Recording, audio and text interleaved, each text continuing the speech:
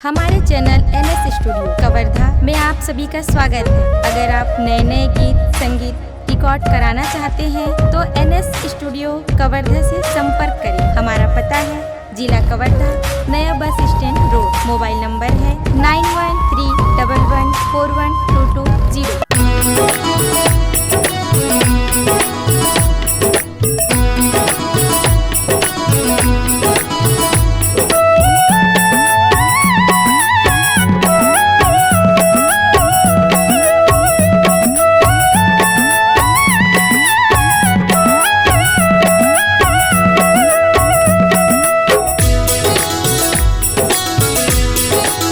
हे गुरु ज्ञान बताना, अढ़ाया नाड़ी तोर भेटाला।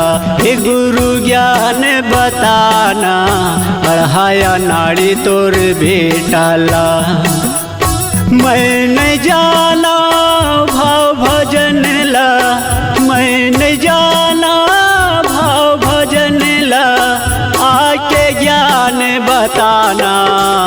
गुरु ज्ञान बताना, अढ़ाया नाड़ी तोरे चेलाला। गुरु ज्ञान बताना, अढ़ाया नाड़ी तोरे बेटाला।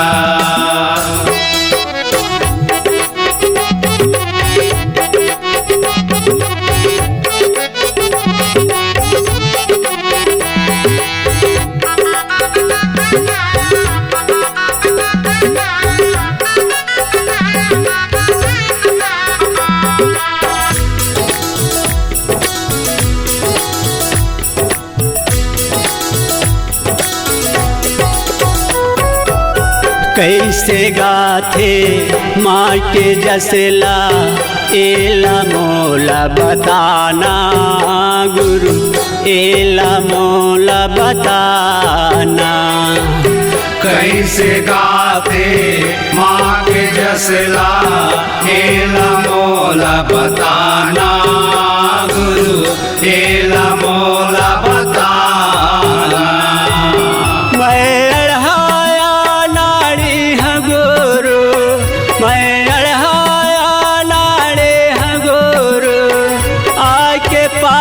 लगाना गुरु ज्ञान बताना, अढ़ाया नाड़ी तोरे चेलाला।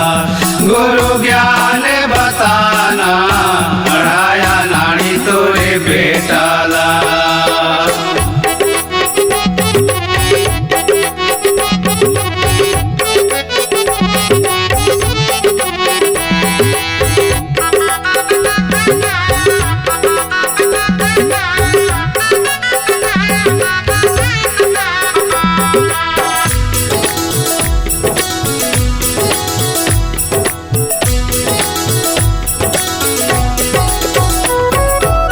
यहाँ के जम्मू नर नारी मन, माँ के जस लगाते।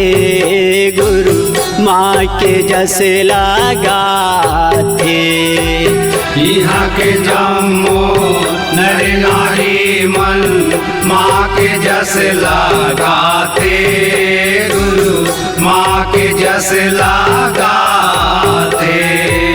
महूंगा ते कह के मन मोरे रोथे, महूंगा ते कह के मन मोरे रोथे, आके कंठ में समाना। गुरु ज्ञान बताना, अढ़ाया नाड़ी तोरे चेलाला। गुरु ज्ञान बताना, अढ़ाया नाड़ी तोरे बेटाला।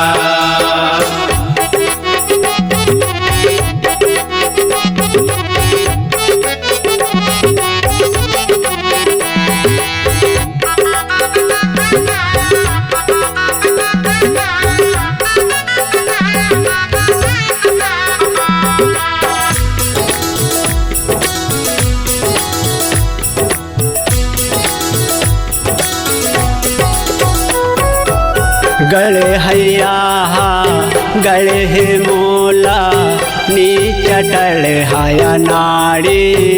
गुरु नीचटल हाया नाड़ी।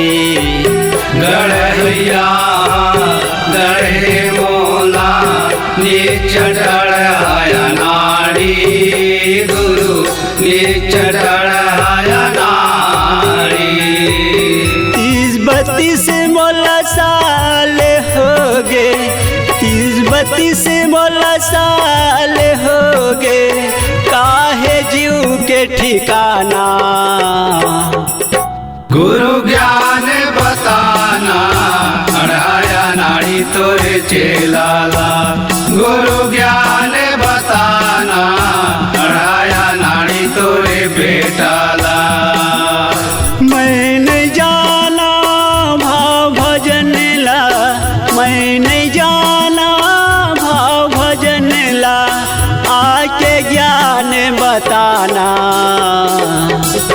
गुरु ज्ञान बताना अढ़ाया नाड़ी तोरे चेलाला गुरु ज्ञान बताना अढ़ाया नाड़ी तोरे बेटाला गुरु ज्ञान बताना अढ़ाया नाड़ी तोरे बेटाला।